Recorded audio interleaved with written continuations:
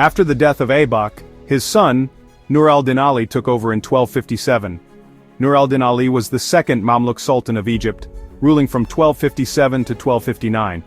His reign came at a transitional and fragile moment in the early Mamluk Sultanate just after the assassination of his father, Al-Mu'izz al-Din Aibak, the founder of the Mamluk Sultanate. Though Nur al-Din Ali was still young at the time and ruled only briefly, his reign marks a pivotal episode in the consolidation of Mamluk power in Egypt following the end of the Ayyubid dynasty. His mother was Shajar al-Dur, a powerful woman who had briefly ruled Egypt herself in 1250 before marrying Aibak. However, by the time of Ali's accession, Shajar al-Dur had been killed, allegedly on the orders of Aibak's Mamluk allies, after plotting against him. When Aibak was assassinated in 1257, a power vacuum ensued. The Mamluks, wishing to maintain legitimacy, installed Nur al-Din Ali as Sultan. He was still a teenager, possibly between 15-17 years old, and due to his inexperience, real power was held by senior Mamluk emirs, particularly the powerful and ambitious Qutuz, who served as Atabeg al-Asakir, commander-in-chief. During Nur al-Din Ali's short reign, Egypt and the Mamluk state faced extreme internal and external pressures. The Mongols, under Hulagu Khan, had recently destroyed Baghdad, 1258, ending the Abbasid Caliphate in the city and shaking the Muslim world. The Mamluks expected an invasion of Egypt, and the need for strong, experienced leadership became urgent. Many emirs viewed the young sultan as weak and lacking leadership. Factional rivalries among the Mamluks were fierce and loyalties were unstable. In 1259, after just 2 years, the Mamluk emirs decided Nur al-Din Ali was unfit to rule, especially with the looming Mongol invasion. Qutuz, the strongman of the court and one of Aibak's top lieutenants, deposed Nur al-Din Ali and proclaimed himself sultan. Ali and his family were exiled to Alexandria, where he lived quietly and posed no significant political threat thereafter. Saif al-Din Qutuz's story is one of resilience, determination, and an extraordinary rise to power. Born into a Turkic tribe, he was captured and sold into slavery as a young boy. He ended up in Egypt, where he was purchased by a Mamluk officer. Like other Mamluks, Qutuz received rigorous military training. He excelled in horsemanship, swordsmanship, and archery.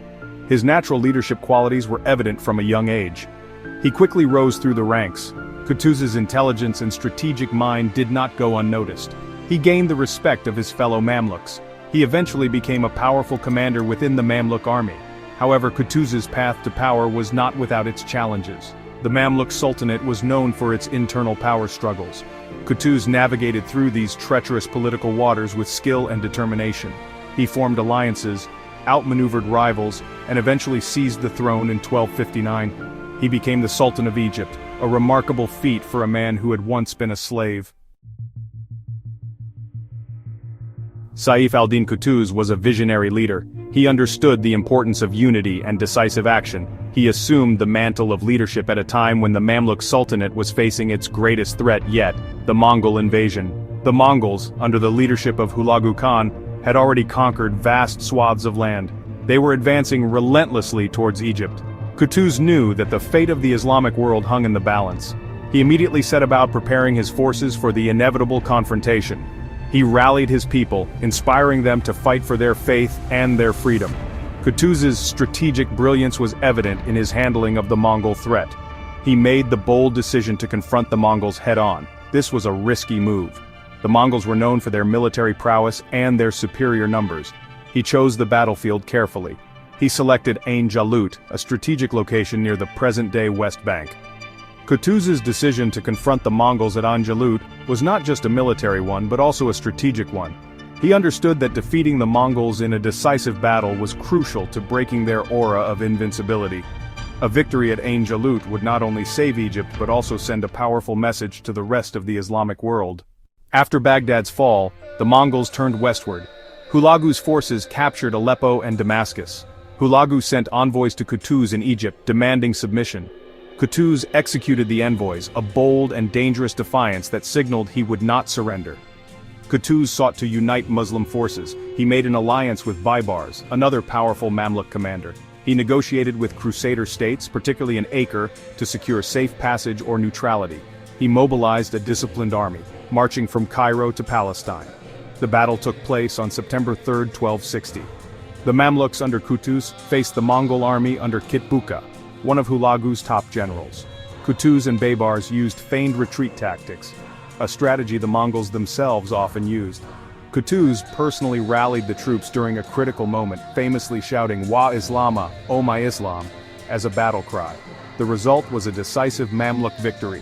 This was the first major defeat of the Mongol army and a turning point in world history, halting Mongol expansion into Egypt and North Africa. After the victory, Qutuz returned to Egypt in triumph. However, his reign ended abruptly.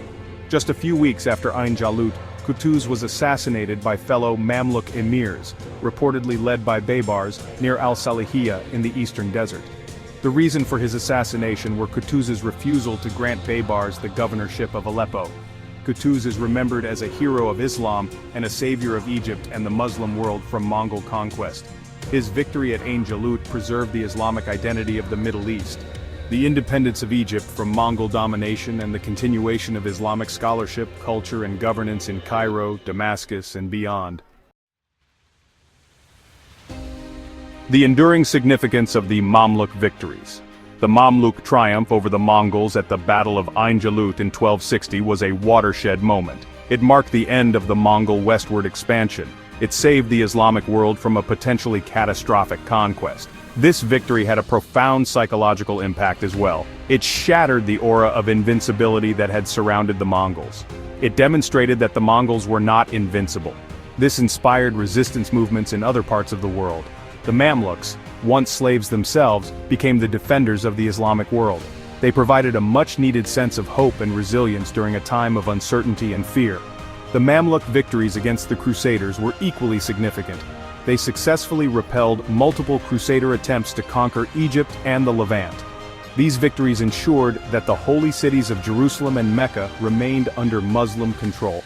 The Mamluks' success in expelling the Crusaders from the Holy Land earned them a revered place in Islamic history. They became symbols of Islamic resistance against European encroachment.